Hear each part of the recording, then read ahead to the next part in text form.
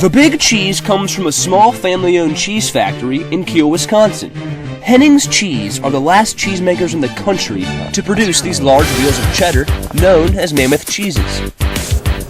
There are so many great cheeses in the world. I do not have one specific flavor. There are so many great cheeses that if it's good, it's good. The process of making a cheese the size of this Mammoth cheddar and getting it from Wisconsin to Jungle Jim's is quite a challenge. Every Mammoth cheddar has a unique story behind it. Let's take a look at the story behind this Big Cheese. That 7,000-pound wheel of cheese that we made for Jungle Jim's is a wheel of cheddar cheese. The reason we use cheddar is because it is a fairly dry piece of cheese. Other cheeses, say like a Colby or Monterey Jack, because they're higher in moisture, the cheese would start to end up like a pear. So you want cheddar, something that's fairly dry and rigid. The process begins with fresh milk from local Wisconsin dairy farmers.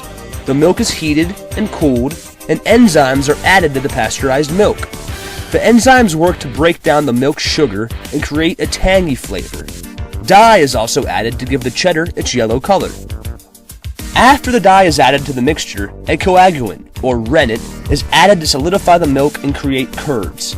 These curds, along with the excess whey from the milk, are then pumped out, creating an almost cottage cheese-like mixture of curds and whey. The next step is to separate the curds from the whey. Compressing the curds into piles will allow the cheesemakers to squeeze out most of the whey. Then, after 5 rounds of cutting the compressed curd into sections and flipping them over, the curd's own weight helps extract most of the whey. Again, these dried cheese curds that make up this Mammoth cheddar are made of 5 key ingredients. To make this 7,000 pounds of wheel, we've got milk, we've got our bacteria culture, we've got a little vegetable coloring, we've got our coagulant, and we've got our salt. 5 ingredients to making this cheese. Once the curd blocks are grounded up, they should be dry enough to mold together into the Big Cheese.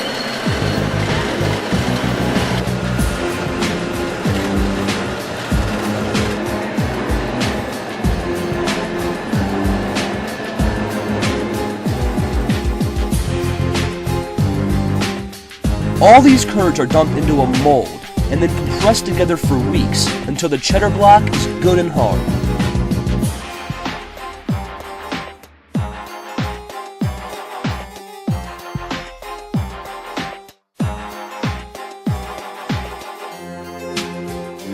At this point, the cheese is waxed for better preservation and then left in a large cooler to be aged.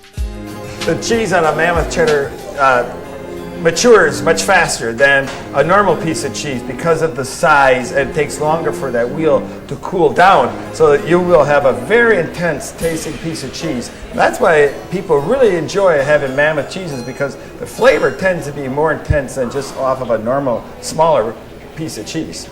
These large blocks of cheddar would age anywhere from 3 months to several years. The longer the cheddar ages, the sharper the cheddar flavor. Now, as if creating the Big Cheese wasn't a big enough challenge, it's time to wrap it up, load it up, ship it off, and get it into Jungle Jim's Cheese World.